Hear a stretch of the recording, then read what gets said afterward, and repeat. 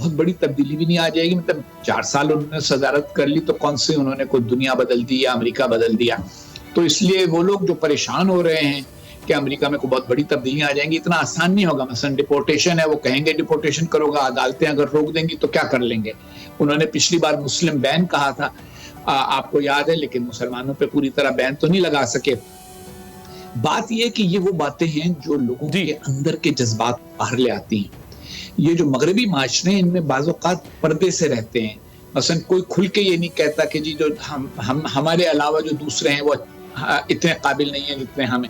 لیکن جب ایسا ایک لیڈر آتا ہے تو ان کے اندر کا جذبہ باہر نکل کے آ جاتا ہے. تو وہ والی بات یہاں پہ بھی ہوئی ہے, اور میرا یہ خیال ہے کہ اس کو آگے بڑھانے کے لیے انہوں نے بعض سخت باتیں ایسی کہی ہیں جن پر عمل درآمد کرانا 4 سال میں اتنا آسان نہیں ہوگا جتنا وہ سمجھ رہے ہیں یا کہتے ہیں. چاہے وہ اکانومی ہو, چاہے وہ امیگریشن ہو, یا جو اور پالیسیز بھی ہیں, کیونکہ بظاہر وہاں انسٹیٹیوشنز بہت اسٹرانگ ہیں, ایک ریزسٹنس بھی آئے گی, اور اکانومی تو ایک ویسے بھی بہت بڑا چیلنج ہے. سر مجھے بتائیں, کیا رشیا کے لیے کوئی اچھی خبر ہے ٹرمپ کا آنا, جو رشیا یوکرین کا مسئلہ بھی ہے؟ یہ ٹرمپ کے لیے, رشیا کے لیے ٹرمپ کا آنا تو ایک اچھی خبر ہے, کیونکہ ٹرمپ کا موقف یہ ہے کہ رشیا سے ہمیں جھگڑنے کی کیا ضرورت ہے, اور وہ یورپ کے تحفظ کو امریکہ کی ذمہ داری نہیں سمجھتے, جبکہ باقی ہر امریکی صدر یہ سمجھتا رہا ہے کہ یورپ کو محفوظ رکھنا امریکہ کا فرض ہے, تاکہ اس کی وجہ سے وہ جو تہذیب ہے, سویلائزیشن ہے یورپین, جس کا امریکہ حصہ ہے, وہ محفوظ رہ سکے. تو مثلا یوکرین کی جنگ کے بارے میں ان کی رائے یہ ہے کہ ہم امداد وہاں نہ دیں. وہ بدل بھی سکتے ہیں, لیکن ابھی تک ان کا یہی لگتا ہے موقف.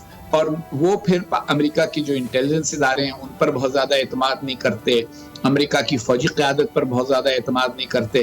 تو اور پھر یہ کہ چائنا کو ذرا دوسری نظریے سے دیکھتے ہیں. اس میں بھی تھوڑا سا نسلی پہلو ہے کہ روس والے سفید فام یورپی ہیں جبکہ چین والے نہیں ہیں, تو یہ ان کی سوچ کا ایک طریقہ کار اس میں ہلکا سا جھلکتا ہے. لیکن اس میں بھی ان کے سامنے بڑی مشکلات ہوں گی. سارا کچھ کرنا ممکن نہیں ہوگا کہ وہ کل اچانک کہیں کہ اچھا بھائی ہم نے سب کچھ بھلا دیا, اب روس ہمارا کل سے دوست ہے. ان کو بہت سارے فیصلے کرنے ہوں گے جو آسان نہیں ہوں گے.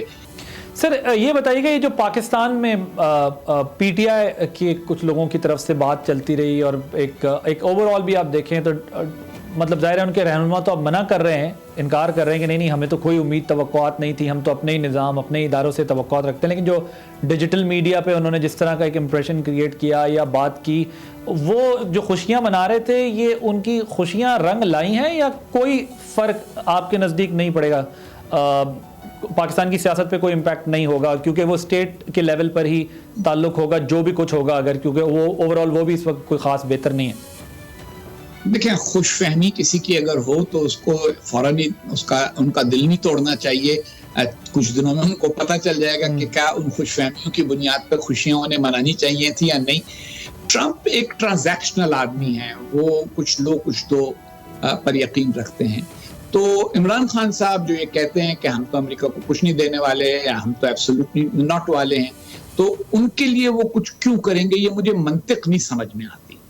یہ صرف ایک یوٹیوبرز کا کلچر پیدا ہو گیا ہے, سوشل میڈیا کا کلچر ہے, اس میں روز ایک بات کرنی ہوتی ہے, تو اس لیے کچھ لوگوں نے یہ شوشہ چھوڑ دیا کہ پہلے کہتے تھے کہ یہ تبدیلی آئے گی تو پھر وہ چھوٹ جائیں گے, عمران خان صاحب یوں ہو جائے گا.